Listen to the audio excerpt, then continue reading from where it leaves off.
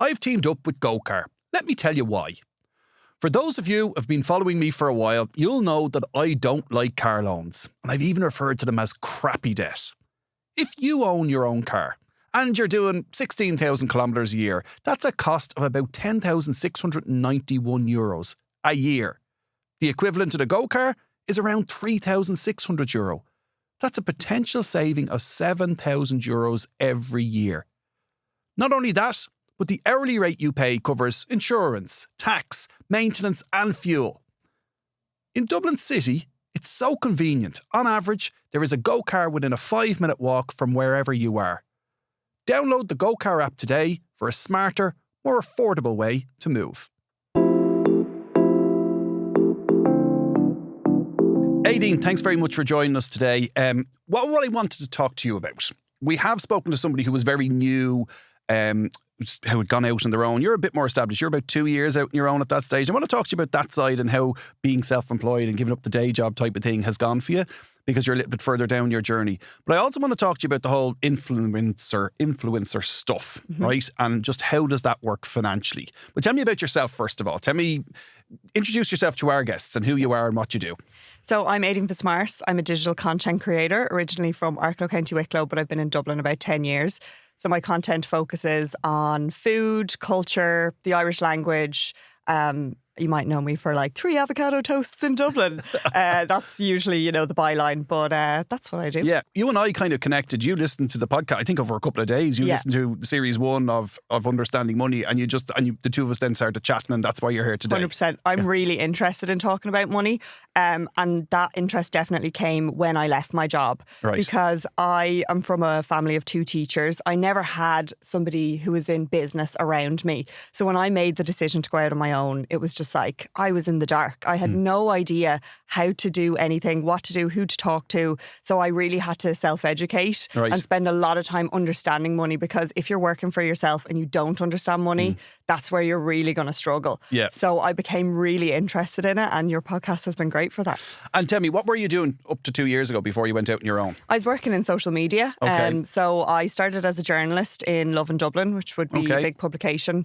During my time there, I grew it to 300,000. Wow. And then I moved to advertising. And then finally, my last job before I quit was I did social media for Web Summit. So I was living in Lisbon and everything while I was there. So I'm still doing that side of things as well. I have my own company called Fia Digital.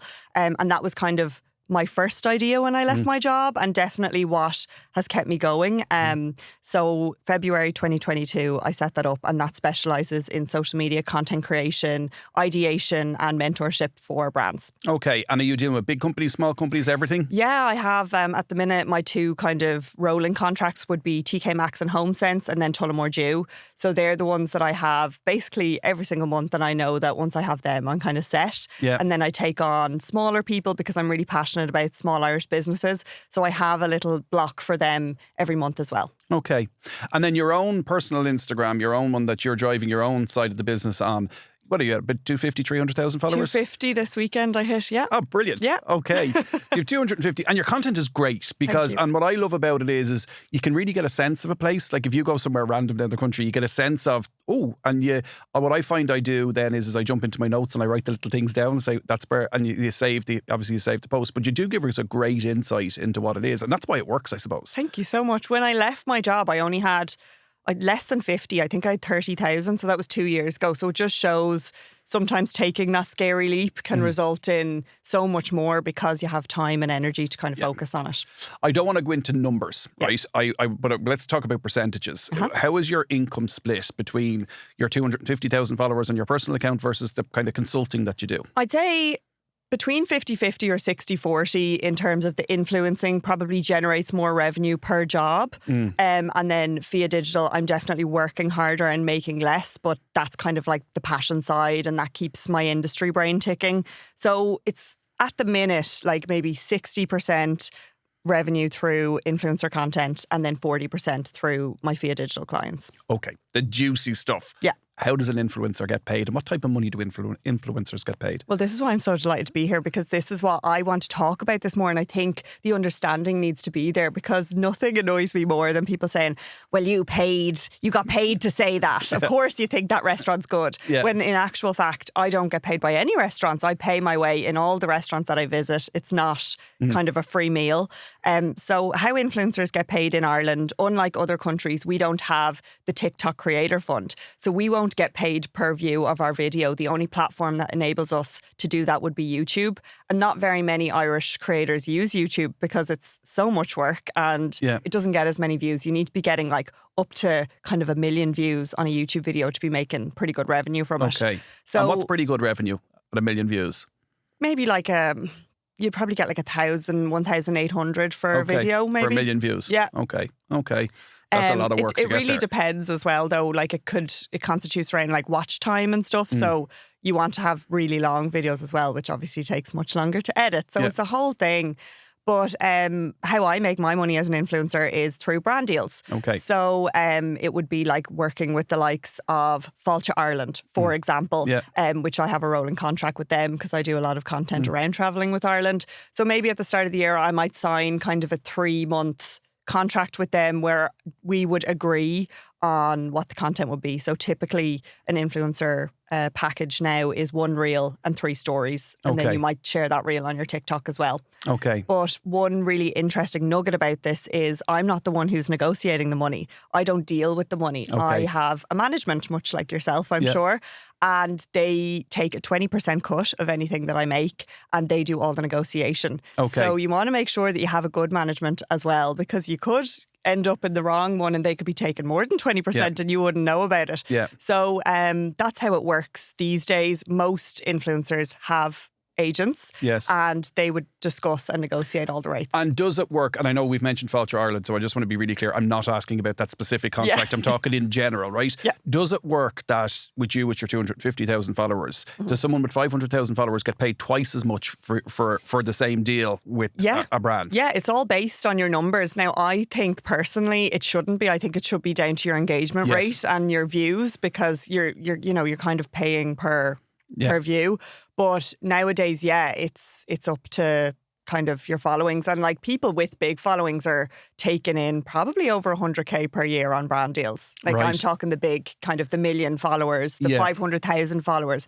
They're making a very good revenue per year. So they're pulling in 100 grand a year off that, and that's kind of for 1 reel and three stories. Yeah. But are they doing that? Are they doing 1 reel and 3 stories for 10 different brands every week? Well, to make you see, money? that's the thing. I think when your brand scales, because you're making more per brand deal, you actually do less. Okay. And that's kind of just organically how it happens, because brands don't have massive budgets either in Ireland. So the way brands work is they'll have a budget for a campaign in terms of marketing, because I work on this side of it as well.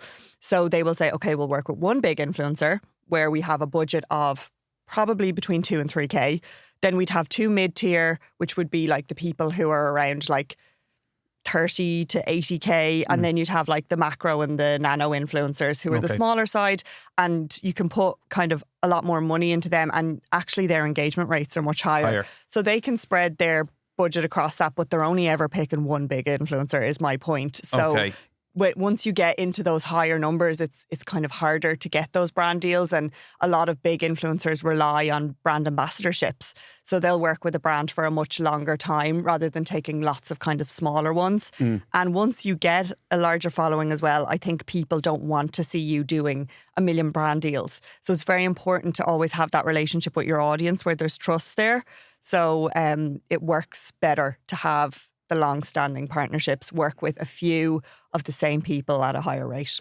Tell me the weighting. Let's lift the veil off. Yeah. What type of money? Is there a matrix of saying X amount of followers, or how does it work? Yeah, so I just wrote like a basic list down here. I would say like between 10 to like 100k, you're probably like 100,000 followers, you mean, is it? Yeah.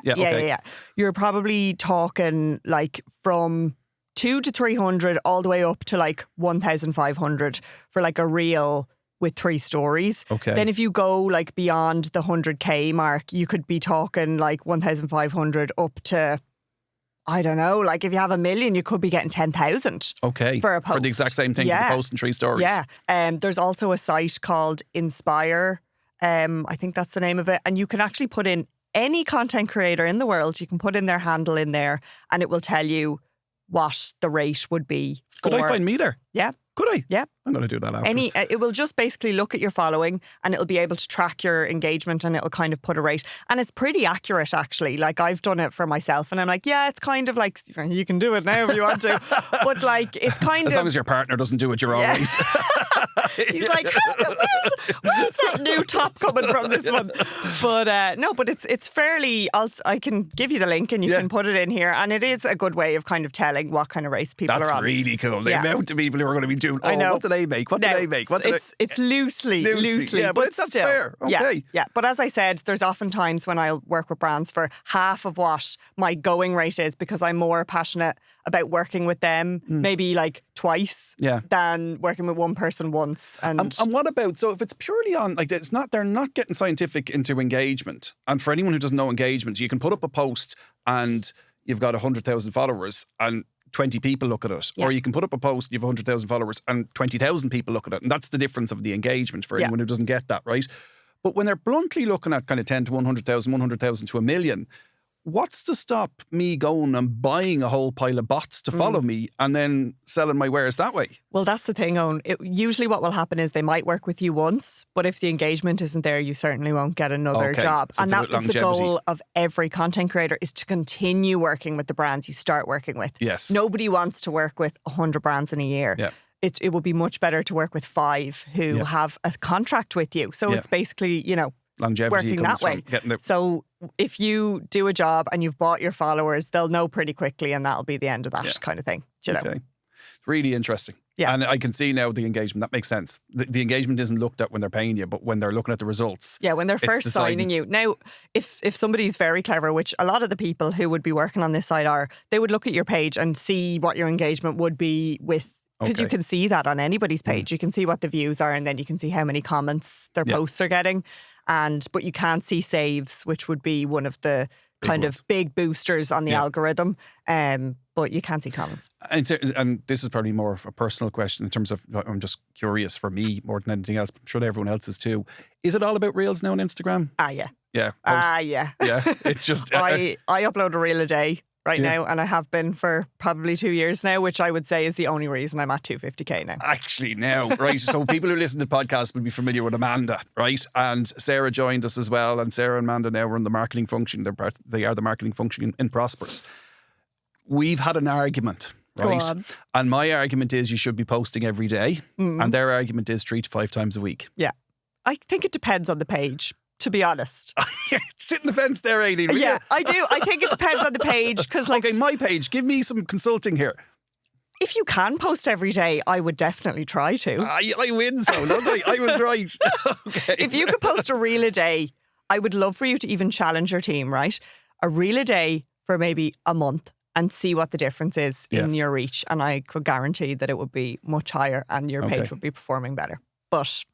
And what about the individual out there who's just starting out on Instagram? What is that the same advice? Post a reel a day and... Yeah, I think when you're starting out, it's very much like throw shit at the wall and see if it'll stick. So it's not a bad idea to post every day. Like, really try everything. And over time, you'll be like, I actually really enjoy creating outdoors content. So I want all my content to be outdoors. Or I can't make a reel a day, so I'm only going to make one a week, but it's going to be really high quality, do you know? Okay. But I also say to people, think about what's realistic for you. Because if it's not realistic for you to make a reel a day and then you try, you're going to burn yourself out very quickly and you're just going to hate it. Okay. So it's about being like realistic, having a really good strategy in place.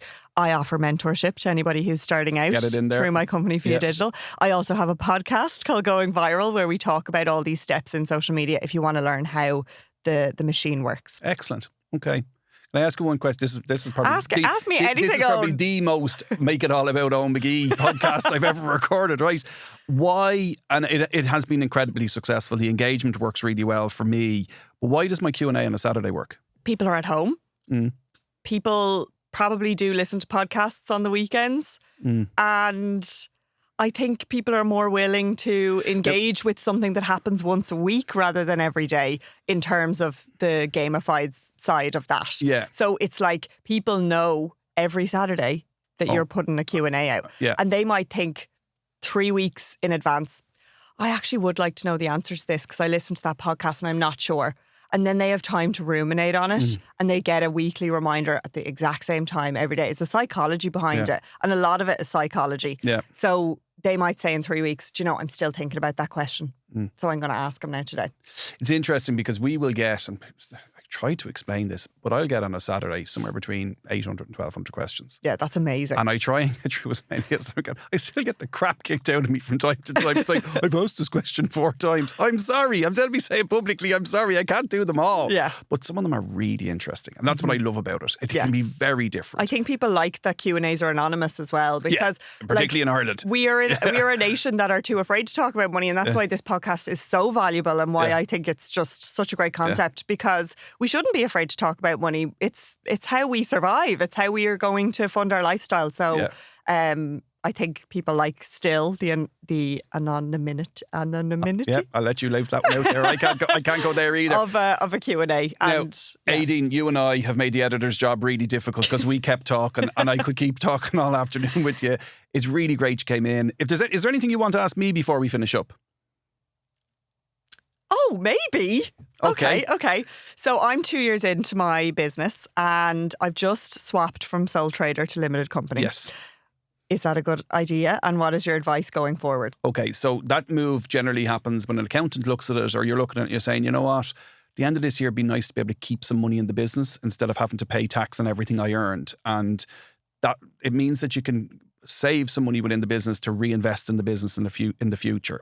And it does make a big difference to the longevity of your business, the ability to build up reserves in the business, but it also makes a massive difference from pension contributions. Okay, so there was a rule change this time last year where now, I won't get too technical, but basically you can put whatever you want into a pension. Your company can. Yeah. Whereas as a self-employed person, as a sole trader, it's age limits to determine how much so it's 15% in your 20s, it's 20% in your 30s, it's 25%, and so all the way up in your 40s, all the way up to 40% in your 60s.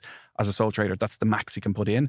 Now, if you have $500,000 sitting in the business bank account, you want to put it all into your pension, you can do that today if you want to. You have to be mindful of the fact that you can go up, your max pension pot is just over 2 million, right?